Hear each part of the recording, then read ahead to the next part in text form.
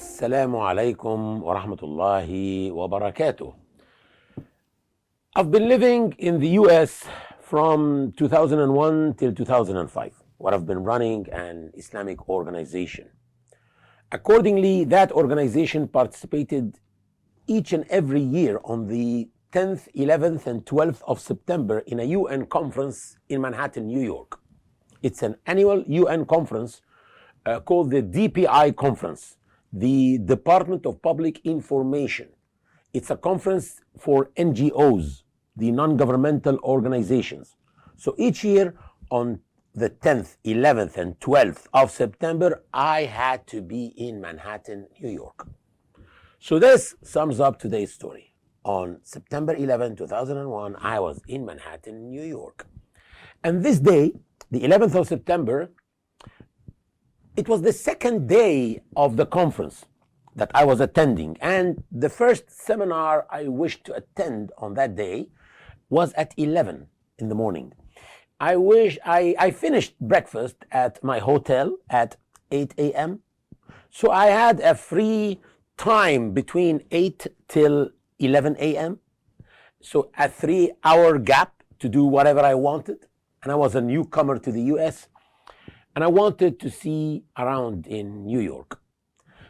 The hotel that I was staying in was in the Broadway area, an area known for theaters and cinemas and so on. And I was nearly halfway between the United Nations building and the World Trade Center, which was hit by planes on September 11. So I said to myself, I will take a cab to the World Trade Center that was at 8 o'clock in the morning to get a view of New York from above and take photos, because in that building they have a panoramic floor where you can go and buy a ticket, and then you go, if the weather is good, you can see up to Staten Island and the Statue of Liberty, and you can take nice photos from there. So I said, let me go there and have some good pictures, and then head afterwards to the United Nations to attend at 11 a.m. the seminar I wanted. I went outside my hotel at 8 a.m. to get a cab, heading to the World Trade Center. No cab would stop for me for maybe 20 minutes at least. No cab stopped. 10 minutes, 15 minutes, 20 minutes, 30 minutes, and no cab would stop for me.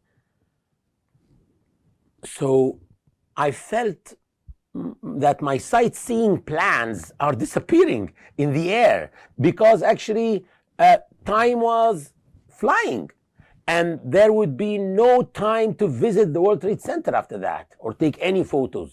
So I was so desperate. I was so disappointed. I wanted to imagine how I felt. A mix of frustration and anger, irritation and nervousness. For about 30 minutes, I'm waiting just to take a cab, while Allah subhanahu wa ta'ala was saving my life. I would have been dead since 2001.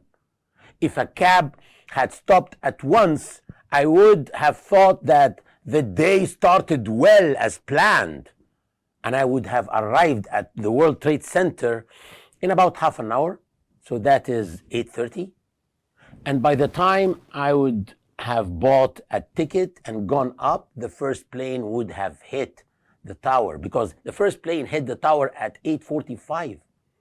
I would have been happy if a cab had stopped at the first or the second minute.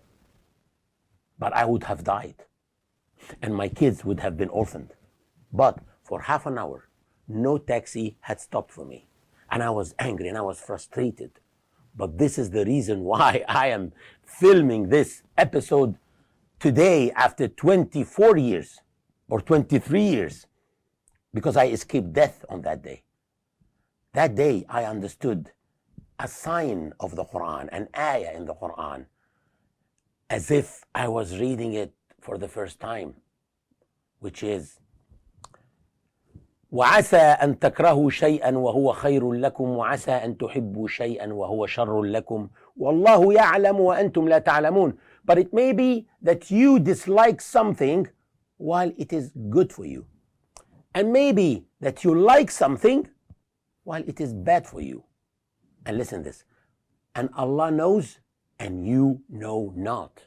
That day I understood what belief in fate meant.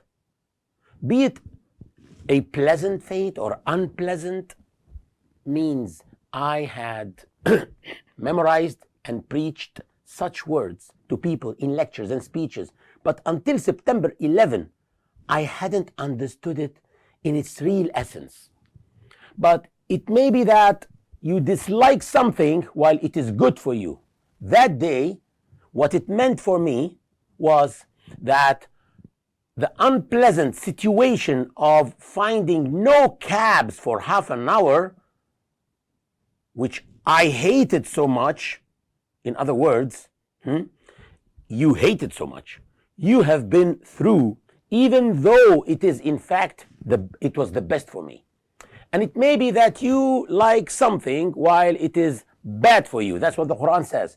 That day it meant that having a cab stopped immediately in the first minute, which is something that I wanted to happen, and I would have been so happy if it did.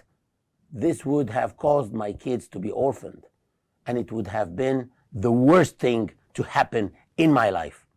So in short, that would have made me happy and elated, would have been the worst thing to befall me. But I didn't know that. And what saddened me and angered me was the best thing actually that has happened to me in my life, which is no taxi stopping for me. But I didn't know that. As long as I do not know what is seemingly good and what is really good and what's really not, why do I still feel happy about things? If we don't really know what's really good and what's really bad, why are we still exaggerating in our feelings of happiness and excitement? Actually, that day I discovered the true belief in the prescribed destiny or fate. It is replacing those two feelings of happiness and sadness with a feeling of contentment. If something good happens to you, rather than feeling happy, be content, accept it. If something bad happens to you, rather than feeling sad, be content. God tells you, so that you do not grieve over what you have missed. لكي لا تأسوا على ما فاتكم ولا تفرحوا بما آتاكم. It means so that you do not grieve over what you have missed, nor exalt over what has been given to you. A very short ayah explains the whole matter, so that you do not grieve over what you have missed. If you miss or lose something, don't be sad, nor exalt over what He has given you. If you get something, win something, do not be extra happy. Don't exaggerate in your feeling of happiness, because you don't know if it's really good or not. Being content, rida, is the real emotion. It is better and more stable and more stable actually than happiness or sadness. Be content. Do you know what God says about those who are content? Allah says, this is the day when the truthful benefit from their truthfulness. For them are gardens beneath which rivers flow, abiding therein forever. Allah became well content with them, and they became well content with Him. رضي الله عنهم ورضوا عنه. Allah became content with them, and they became well content with Him. That is the great triumph. So they became content, so God was content with them and awarded them with gardens beneath which rivers flow. which means gardens on top of mountains and hills, and the rivers are flowing down in a beautiful scene in the valleys. And this is the great triumph. With this, I conclude today, and Assalamu alaikum wa rahmatullahi wa barakatuh.